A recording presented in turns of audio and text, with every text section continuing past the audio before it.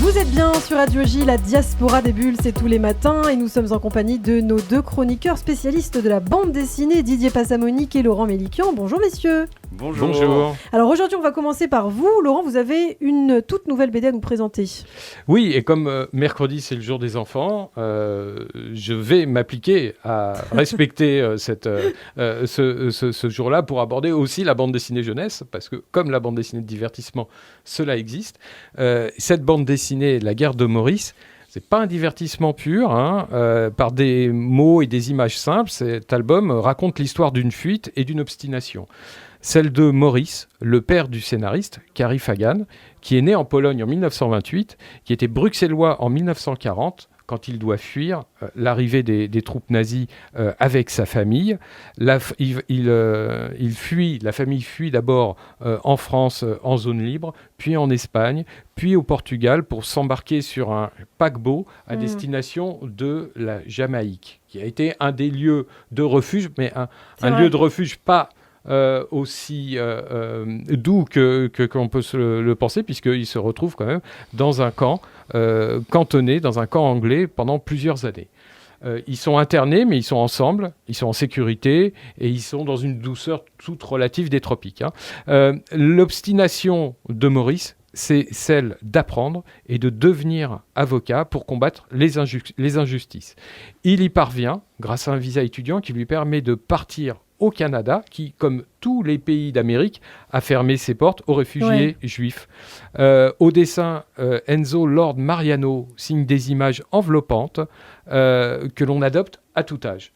C'est un hommage rendu à ce père Maurice, mais aussi au grand-père Max, tailleur sur cuir, qui protège sa famille tout en restant constamment optimiste, malgré tout. Une petite tranche d'histoire qui explique en partie la grande. C'est La guerre de Maurice par Kari Fagan, Enzo Lord Mariano aux éditions des Éléphants. Merci beaucoup Laurent, et on va changer de registre. À présent, on reste un petit peu chez les enfants aujourd'hui, Didier. Vous allez nous parler de manga, je crois, c'est ça les enfants et pas seulement, mais c'est vrai que les mangas, c'est 40% du marché de la BD en France. Donc 4 BD sur 10. C'est des mangas. Et donc, souvent, les parents ne lisent pas les mangas de leurs enfants. Et là, l'idée, c'est qu'on ait un livre de référence qui s'intitule « Introduction à la bande dessinée japonaise » de Fabien Tillon. C'est un nouveau monde graphique. Et l'intérêt de Fabien Tillon, c'est qu'il montre que, en fait, les mangas, c'est pas seulement une création des Japonais, c'est aussi une création des Occidentaux. C'est-à-dire qu'en fait, les mangas arrivent au Japon parce que les Américains arrivent, parce qu'avant, ils n'étaient pas ouverts du tout à ce genre de presse. Et puis, il y a par exemple un dessinateur qui s'appelle Bigot, qui est un journaliste français qui s'installe à Tokyo, qui va créer le premier journal de manga du Japon qui s'appelle Tokyo Punch. Et à partir de là, la culture manga va se développer. Ça, c'est le premier impact.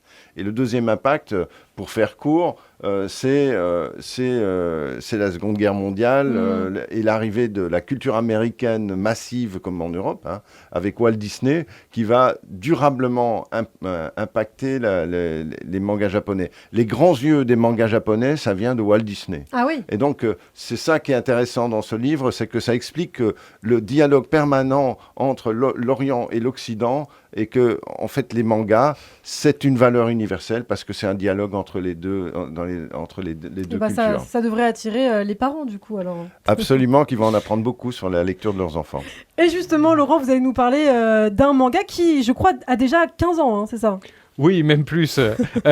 C'est un manga qu'on peut pas ignorer, surtout si on a des enfants, voire même des garçons qui ont entre, je dirais, 8 et 25 ans aujourd'hui. One Piece, c'est une saga d'aventure loufoque et imaginée par Eiichiro Oda, qui a aujourd'hui 46 ans et qui est plébiscité dans le monde entier. Ça a commencé en 1997, donc 25 ans, on n'est pas loin. Il en publie un nouvel épisode de 20 pages toutes les semaines dans Weekly Shonen Jump, donc vous faites le calcul pour voir le nombre de pages qui a été publié, c'est énorme. Et là, les éditions Glénat qui le publient en France publient le 99e tome de ces recueils. Ah oui. Et c'est un recueil, un record, parce qu'il y a une autre série qui s'appelle Détective Conan, qui a commencé beaucoup plus tôt, qui lui en est à son 98e. Donc on attend le 100e tome qui est prévu pour le début décembre. Sachez quand même que One Piece, c'est 500 millions de recueils vendus dans le monde. C'est énorme. demi-milliard, c'est énorme. Comme quoi, les légendes sur papier ont encore du succès. Merci beaucoup Laurent Mélikian. One Piece donc à retrouver. Merci aussi Didier Passamoni, qu'on vous retrouve très bientôt sur Radio J. À bientôt.